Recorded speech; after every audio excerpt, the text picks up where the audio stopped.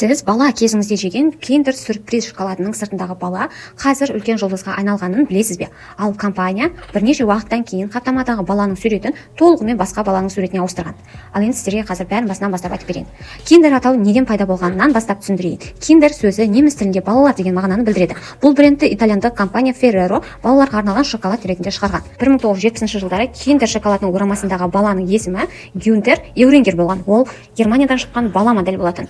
Гюнтер Эурингер шоколадтың қаптамасында 20 жылдан астам уақыт тұрған. Кейін ол бұл туралы кітап та жазған. 2000 жылдары киндер қаптаманы жаңартып жаңа баланың суретін қосты. Бұл көп адамдарды таң қалдырды, себебі ескі бала брендтің символына айналған еді.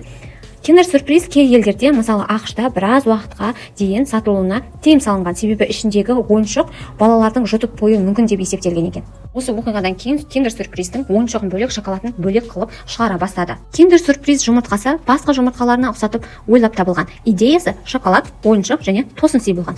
Киндер жұмыртқасының ішіндегі шоколадтарды жасау үшін дизайнерлер кейде 1 жылға жуық жұмыс істейді екен. Өйткені ойыншық кішкентай, қауіпсіз және қызықты болуы керек. Киндер сюрприз шыққалы бері әлемде миллиардтаған жұмыртқа сатылған. Бұл оны әлемдегі ең танымал шоколад ойыншықтарының біріне айналдырды. Сіз осы шоколадты жақсы көресіз бе? Төменде пікіріңізді қалдыра кетіңіз. Және видео ұнаса видеоға лайк басып, каналға тіркелуді ұмытпаңыздар.